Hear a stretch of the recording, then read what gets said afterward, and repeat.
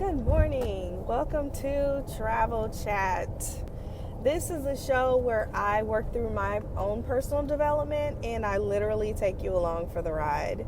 I have this ridiculously long commute and I started a little over a year ago just listening to audiobooks for personal development. I have a 2-hour a day commute, so I got through a lot of books. I probably listened to a book or two a week, and it just really depends on if I'm rereading it over and over again, or if I stop it like I do now and just think through what's going on in my life and talk through how I'm using what I'm learning in my own personal development. So a few months ago, I just decided to turn the camera on and talk it out with my Facebook people. So I started a segment. So it used to be every single day me talking about what happened in the last 24 hours in my personal development. Hi, Diane. And then I started a segment on Mondays to specifically talk about budgeting and money. And then I started a segment on Fridays just specifically to talk about fear and to give you something to go into the weekend like on a mission to face some fear that you have that's holding you back from being the best you and taking yourself to the next level. So today's topic for fear is rejection. And the reason I chose this is because I personally have a fear of rejection. I have a history with rejection that has caused this fear, and that's the reason why I wanted to talk out what I was going through about this topic. So this week, I've told you I've been going through uncovering abundance blocks and trying to break them down, and things that have come up have been a lot of issues with rejection. And so I have learned a lot about what I'm afraid of, like deep down inside, that has actually governed other actions that are not related or seemingly not related, but they really are. Like this, I have a blueprint and I don't pull it out and look at it every day to make decisions, but I actually do. My mind is actually working according to the blueprint of my beliefs that I have. So it's been kind of strange to me that a lot of things that have come up have all circled around rejection. So today when I thought about, okay, what fear am I going to tackle? Immediately I was like, rejection. Like, it's time for this to be over. I am, how old am I? 42 maybe, 42 and a half. And I was like, you know what? Now's as good a time as any. Today is the day that we say fear of rejection is on that list of fears that we're going to crush, and let's figure out how to do it. So this is what I've come up with so far. Like I said, it's been 24 hours. So applying the tools that I have in my tool bag already, plus a new one that I learned last night. What I've learned about fear this week and fear of rejection this week is that the first thing we have to do is identify it.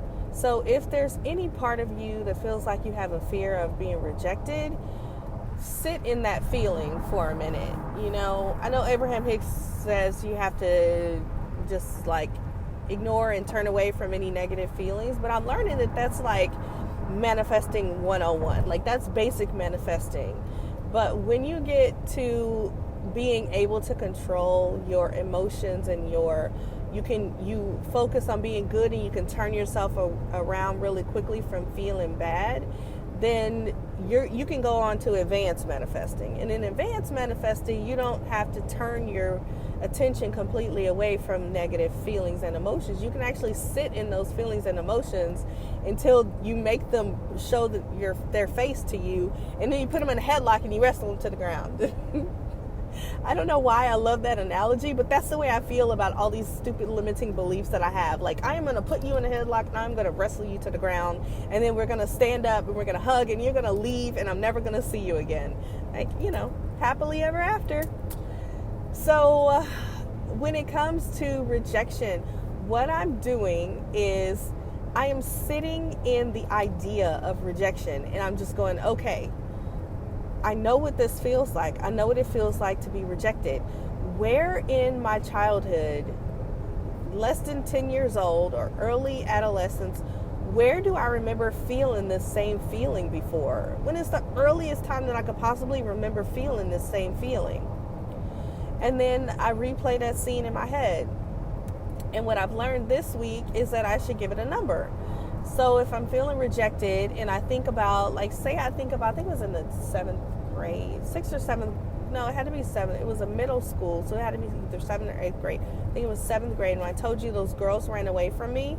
That's not my earliest feeling of rejection, but that's one of the early ones that was so stark that it feels like yesterday.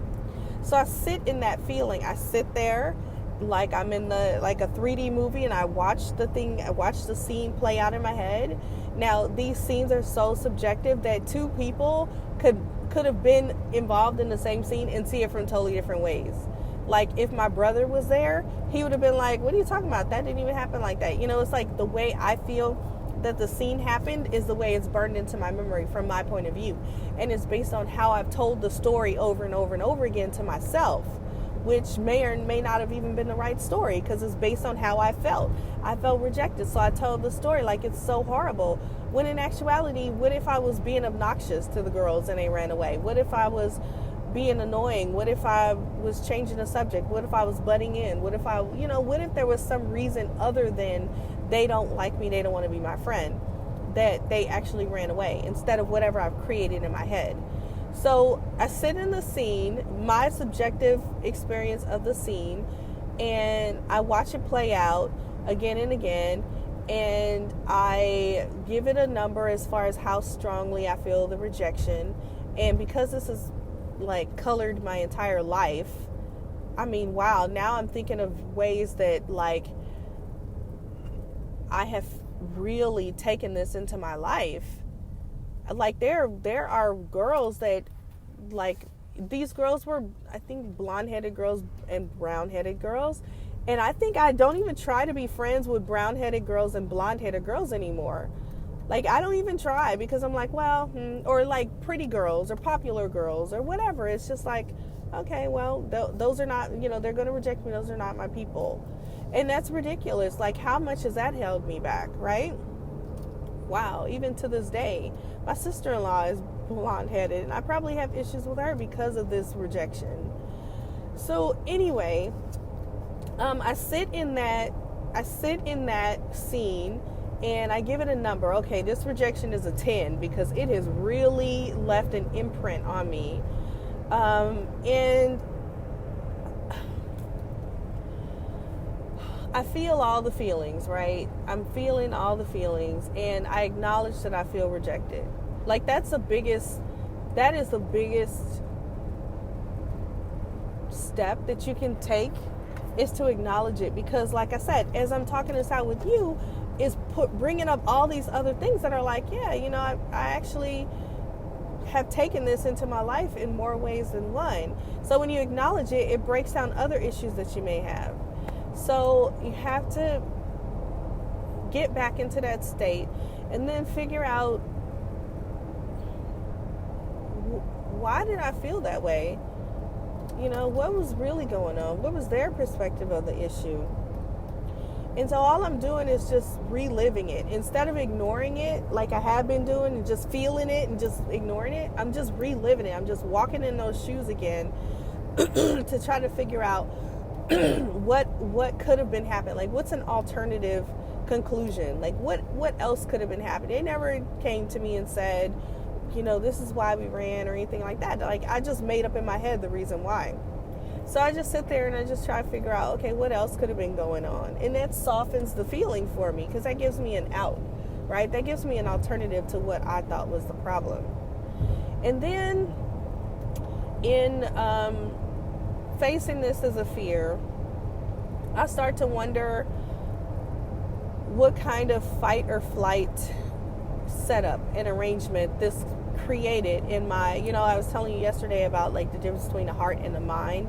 And the mind is really trying to protect us. And so the mind is going to deceive us, because if you have this traumatic experience as a child, it's going to make a neuro reminder that says, hey, avoid situations that are similar to this because this was really traumatic. So what trauma did that create on my brain that made me now avoid any situations that are similar to that? Right. So then when I see like, okay, this put me in, all those kind of reminders are like fight or flight, which are very adaptive. Like they keep us from getting, killed by saber-toothed tigers and that kind of thing back when we needed that. But now our bodies still use that, but we use it to like open our emails. You get an email from your boss and you're like all of a sudden in this fight or flight trying to figure out what is it about before you open it. Or our bank statements, like I used to just like close my eyes really tight as I open the app for my bank, and they're like, and then open my eyes real quick and then switch it off the screen that says the balance just to switch it to see whatever it was I was looking for, because I was in such a high state of anxiety about money. Money was not my friend, and I was so worried about it that I didn't even want to see the numbers. Like I couldn't even. And I finally had to face that fear and just be like, no, money is a team member. Money is a helper on your team. You need to get control of this. You tell your money what to do. Your money doesn't walk all over you. And money likes it that way. That's actually Cash BFF, how to make money your best friend forever. That is what my entire course is about. So, and it's done. I just have to put it together and put it out there. But I used to be so afraid. I would have this fight or flight, moment just opening my banking app. And this is what we've taken into something that used to be adaptive for life. We've taken into like the modern world. We've taken it to society. We freak out about everything. Your loved one comes up and say, hey, we need to talk about something. You all of a sudden, it's like saber-toothed tiger, saber-toothed tiger. And it's like, no, he just probably wants to ask you what you want to have for dinner tonight, or let's talk about the next upcoming vacation. It could be anything, but we automatically jump to like heart pounding, sweaty, all this stuff because it's left over from our primitive nature. So we have fears now. We have fears, and we have fears of rejection. One thing that I have to remember, and I remind myself, because, okay, just like I was talking about putting out my course, Cash BFF, that is potentially a landmine of rejection, right? I put out a course, the keto lifestyle course, earlier this week, maybe Monday or something like that, and it has not sold at all. We're advertising it. I got a bunch of pins on Pinterest that are rolling out. So I'm doing all the right things, and it's not supposed to sell like immediately, right?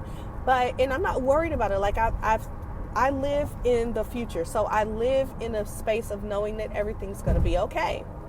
So I'm not worried. My sister-in-law is not worried. We know it's a great course. We put everything into it. Like we had fun making it. It was a lot of fun. So, but it hasn't sold. So that's a landmine of rejection for us, because we could say like, oh my gosh, nobody likes us. That's why nobody's going to buy it. Nobody wants to pay to hear us talk. That's why nobody's going to buy it. Nobody thinks we're good course creators. That's why nobody's buying it. It's like all these things that we could tell ourselves that can make us feel like we're rejected because we have a history. I say we, I don't know hers, but I know I have a history of feeling rejected. And so this pattern is going to keep coming up until I fix it. So that's what I'm doing. I'm fixing it. But so I'm making Cash BFF, same situation. I can put it out there and I can feel like nobody wants it because I don't know anyone and people aren't buying, all these things that can come up for us. And once we finally recognize that, no, this is not about the situation that's right at hand. Like, it's not about this course that I made. This is about the 7th grade. This is about this pattern that I've had in life. And actually, too, when I went to prom, was it senior prom? I think it was one of the proms, I can't even remember what it was.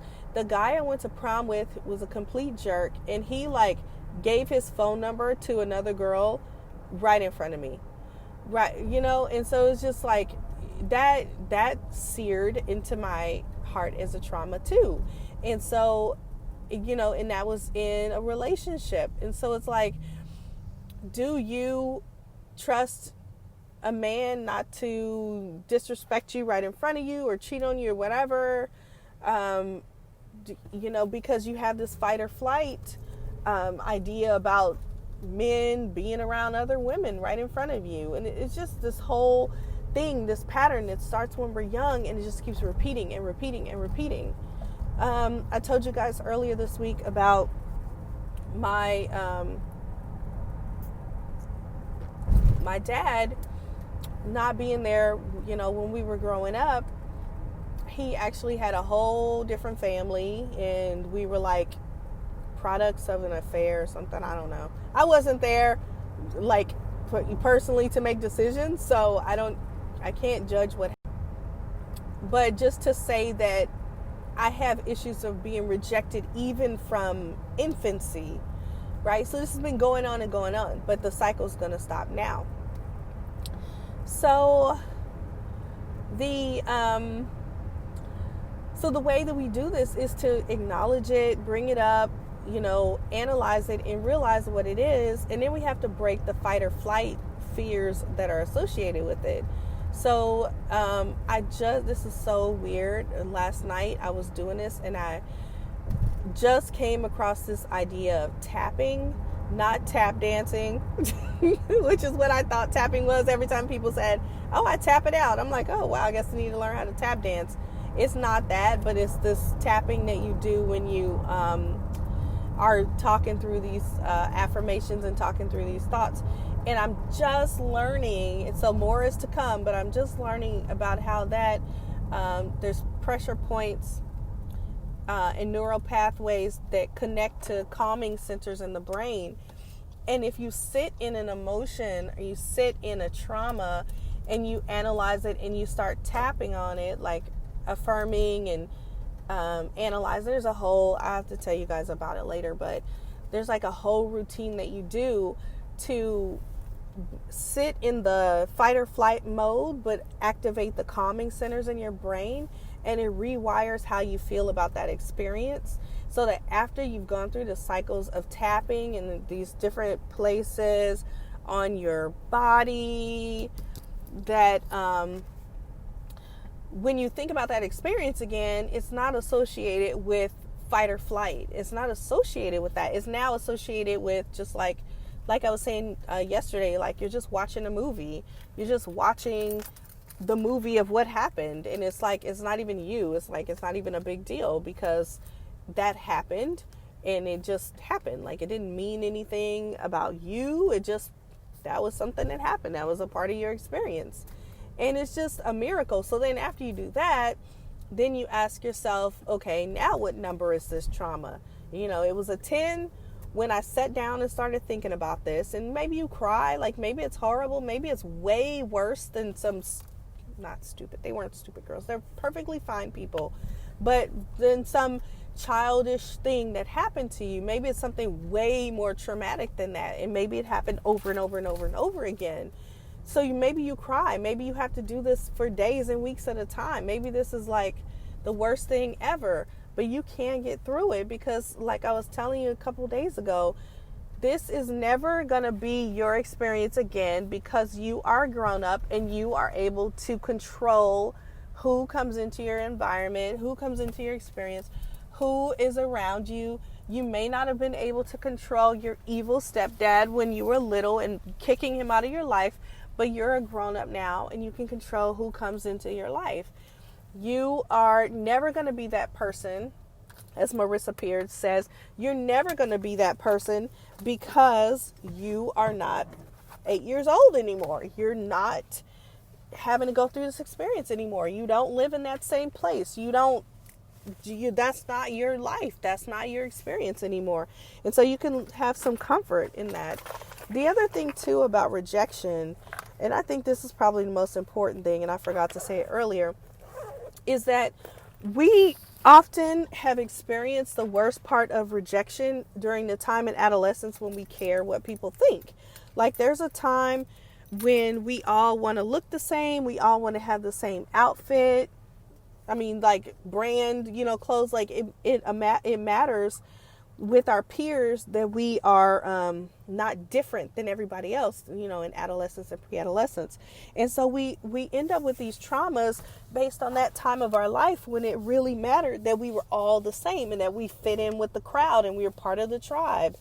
And we end up with these traumas based on that. So we keep reliving our experience based on that when in actuality, we're at a whole different level of life. Now we're at a level of life where being different is better. Being independent in our thinking, being creative, being, marching to the beat of our own drum, wearing different clothes than everybody else. Like you want to stand out now. Like I like shirts, right? I want to find a shirt that's different than what anybody else is wearing. That's important to me. I want to have, the different sleeves. I want to have a different cut. Like I don't want to wear the same shirt as everyone else. I want to stand out in that way. I don't wear my hair straight anymore. I wear my hair curly. My hair does what it wants to do. And it's different every day. And I want it to be unique because I want to stand out in that way and be a different person. Now, back in 7th grade, there was no way that I wanted to stand out. I wanted to have the same shoes everybody had. I wanted to have the same shirt everybody had. I wanted to wear my hair the same way everybody did. And so it was very important to fit in. And if you didn't fit in, you got rejected in some way, it became a trauma that triggers you even to this day, when in this day, you don't want to be the same as everyone. You actually want to be different. So it's kind of like leftover from something that doesn't even matter anymore. And if you get rejected, well, so I'll say this. So you actually won't be rejected as much as you think you will be, because we all had traumas in adolescence. So everybody has these issues with rejection to some extent because we all have the same thing. But now that we're older and we're all kind of living in these patterns, we're all worried about our own sense of rejection. So if I put myself out there and I'm worried that I'm being rejected, I'm focused on myself, like, oh gosh, I'm going to be rejected.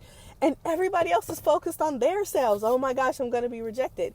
So there's not really a whole lot of people that are just looking to reject me. Like we're all focused on ourselves, but we think that everyone's focused on us, and that's not true. And it takes about 100 reviews. Like say if you have an Etsy store like I do, it takes about 100 reviews before you get like a really bad review.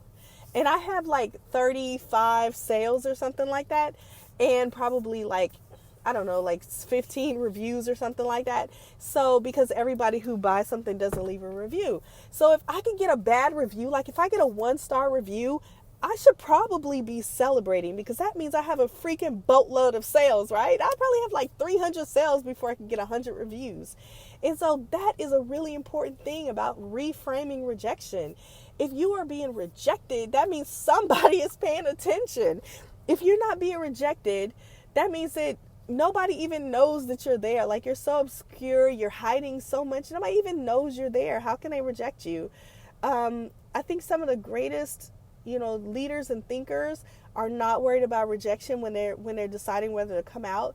And a lot of this is because their message is so important that it's not for them. The message is so big and so important that they'll risk rejection in order to get the message out. It's like, I have to tell you this. I have to share this with you. I have to teach you this. You need to know this. This is going to make your life better.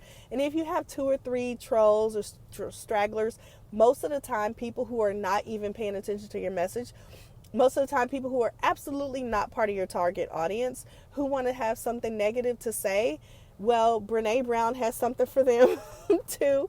But, I have this quote on my door in the office, and it's the Dare Greatly quote from Teddy Roosevelt that says, it's not the critic that counts. It's not the man who points out how the strong man stumbled or how the doer of deeds could have done better. The credit belongs to the man who is actually in the arena. The man whose face, or the woman whose face is marred by blood and sweat and dust. Right? And then it goes on and on. But that is the part of the quote that I tell myself every day, because you know what? Unless you are in the arena, unless you are doing exactly what I'm doing, walking in my shoes, I don't value your opinion. But I'll tell you what really happens with this fear of rejection. It doesn't even happen. It's our brain trying to protect us. So we get all afraid, like, oh my gosh, somebody's not going to like me. And guess what? You come out with whatever you come out with and everybody likes you. That's just the way it happens. So it's just this made up, it's just a protective thing to keep us from being, turned away in adolescence. And it's like, we're all dealing with the same crap. So put it out there. If you get rejected, at least people know who you are. That's how I feel nowadays. I'm like, if people reject my brand, at least they'll be like telling somebody how sucky it is. And that person will be like, what? It's that sucky? Let me go on a website and check it out. And they may agree with them, in which case they may talk about it to someone else that they know, or they may say, hey, let me click on here and get on her email list.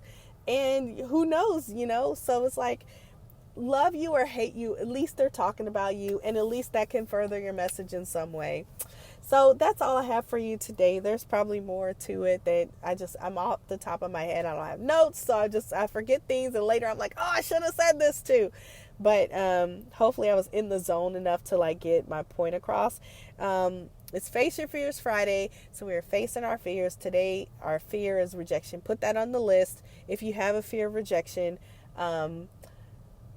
figure out a way to put yourself out there and prove to yourself that there's nothing to fear. Most of the time we put stuff out there, like we put our course out there, nobody even notices. We just keep putting it out there and putting it out there and putting it out there, and it goes nowhere. But just do it, just do it and face that fear. And once you face the fear, you can wrestle it to the ground and put it in a headlock, and then you can defeat it. So have a wonderful weekend. I'm going to miss talking to you this weekend. I'm actually on call. So I have to work, kind of. I have to work from home. So, whatevs. All right. Have a wonderful day. Hi, Loki. Bye.